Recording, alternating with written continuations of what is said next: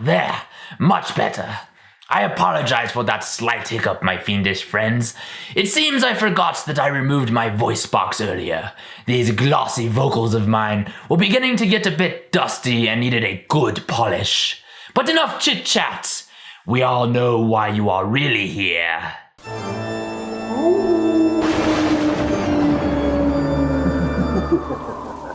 Good evening, ghouls and ghosts, and welcome to Spooktober on the Netflix Knowhow.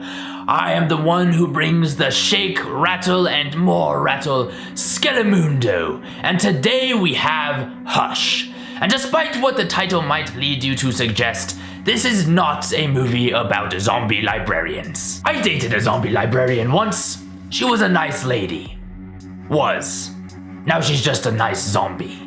Hush is about a deaf woman who lives in the middle of a creepy wood all by her lonesome. Ooh, sounds like quite the vacation to me. Unfortunately for her, a mysterious man in a mask shows up one evening, clearly with the intent to kill her, and it becomes a game of outwitting this man and escaping his clutches. Hush starts off on an incredibly strong note. The movie opens with a series of close-up shots of things in the kitchen, eggs being cracked, bacon sizzling, all these wonderful sounds, until we finally zoom out and the sound slowly disappears, and that is the way that we are introduced to this woman's disability. It is an incredibly clever way of introducing her disability to us that she cannot hear, and it is an amazing display of visual storytelling. In fact, that is how the entire beginning of the movie is, and we learn about this character naturally and through good storytelling and interactions in ways that do not feel forced and that do not rely on exposition.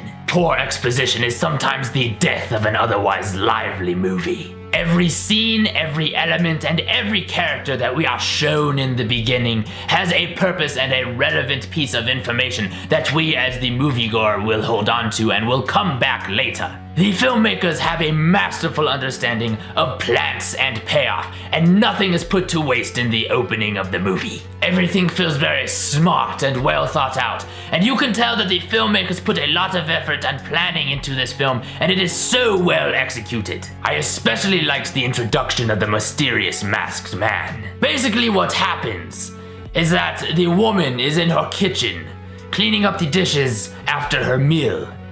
And then something horrific is happening just outside the window at the same time. And you can see it all happening in the background.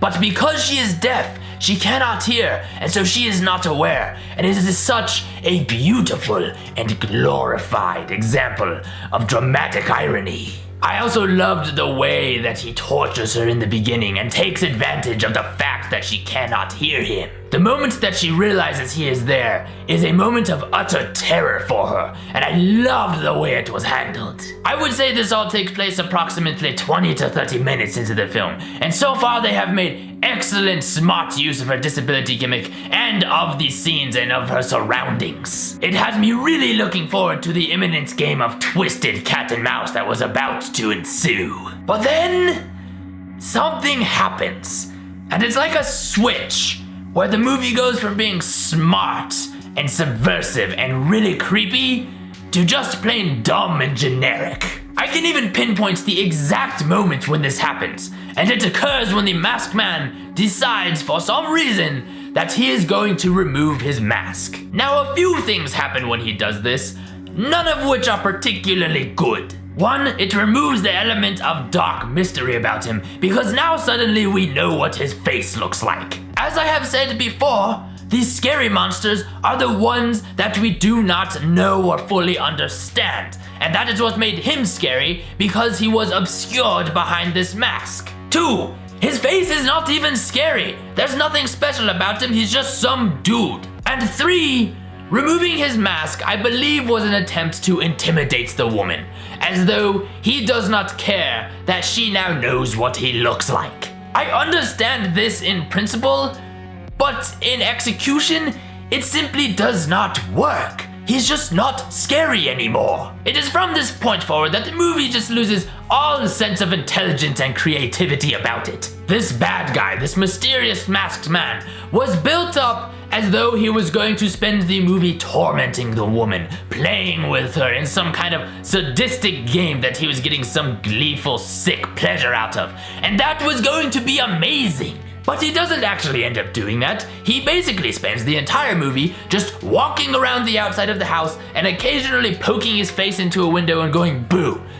Why? This is so dissatisfying. It is like if you go to a bar and encounter the most beautiful fleshy specimen you have seen in your life, and then you invite them home, and it turns out that they end up tasting like dirt. I don't understand why they didn't give this bad guy some sort of personality or some sort of genius about him that made him fun to watch.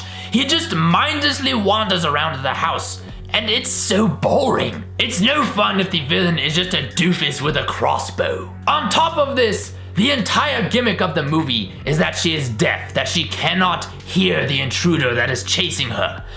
But the problem is, they make excellent use of this gimmick in the first 30 minutes of the film, and then barely use it again after that. I can think of one, maybe two moments after the mysterious man arrives where they make use of the gimmick, and it's so trivial that it hardly seems like it was worth the effort. But perhaps the worst offense of all, the one that overshadows everything else, is that Hush is not a scary movie. Don't get me wrong, the lead actress does a wonderful job, and there is never a moment where the fear in her is not felt or present. But while watching the film, I never actually felt that fear in myself. You know, all of the other faults could be forgiven if the movie was simply scary and tense, but it's simply not, and that is something that I cannot forgive. It is just a generic home invasion movie with average execution, save for the beginning. It's just such a shame because this truly is a wonderful and creepy concept that just was not put together or fully realized by the end. Hush looked like it was set to capture your precious screams, but ultimately leaves them dismally silent. Bones down. Thank you so much for watching. I appreciate every single one of you.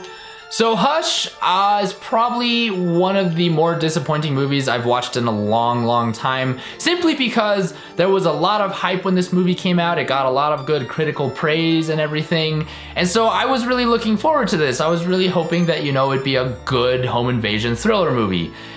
And it just didn't live up to the hype. I was just really disappointed in the end. Didn't do it for me personally. Maybe it will for you, but I thought it was just okay at best.